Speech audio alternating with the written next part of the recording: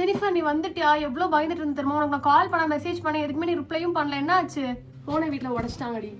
நான் எக்ஸ்பெக்ட் பண்ணேன். இப்போ கொஞ்சம் பரவாயில்ல. வீட்டில் அம்மா என்கிட்ட பேசுறதே இல்லை. இந்த டைம்ல ஜெனிஃபர்ட்ட இதை சொல்லுமான்னு தெரியல, ஆனா சொல்லனா தப்பாயிடும். நில்லு, நீ தானே ஜான்வி மேம் என்ன பத்தி ஜெனியை பத்தி சொன்னது? என்னது நான் மாட்டிவிட்டா? தேவையில்லாம பேசிட்டு இருக்காது குமார், உனக்கு ஒண்ணுமே தெரியாது. அவ எனக்கும் பெஸ்ட் ஃப்ரெண்ட் தான். அவ இப்படி கஷ்டப்படணும் நானும் ஆசைப்பட மாட்டேன். நாங்க ரிலேஷன்ஷிப்ல இருக்கோம், கிளாஸ்ல இருக்க யாருக்குமே தெரியாது. உன்கிட்ட மட்டும் தான் சொல்லிட்டேன்னு சொல்லிட்டு ஜெனி என்கிட்ட சொன்னா. வேற யார் சொல்லிருப்பா மேம் கிட்ட? அத பத்தி எனக்கு தெரியாது. ஆனா நான் இவ்வளவு சீப்பான வேலை எல்லாம் பண்ற ஆள் கிடையாது. ப்ளேம் பண்ற வேலை மட்டும் வச்சுக்காது. எனக்கு இவ்வளவு கஷ்டமா இருக்கு தெரியுமா? உன அழுதுட்டு போயிடுறா. எனக்கு இவன் மேலதான் மச்சான் சந்தேகமாவே இருக்கு.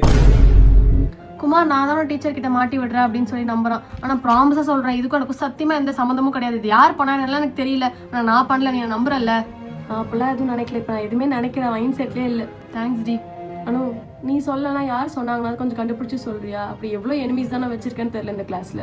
ஆல்ரெடி நான் கண்டுபிடிக்க ட்ரை பண்ணிட்டு தாண்டி இருக்கேன். ஆர்த்தி இருக்கால, லாஸ்ட் இயர் நம்மளோட கிளாஸ் டீச்சரோட பொண்ணு, அவங்க அம்மா கிட்ட கேட்டு சொல்றேன்னு சொன்னா. டீச்சர்ஸ் கூட பேசியிருப்பாங்கல்ல, சொன்னா சொல்றேன் சரியா?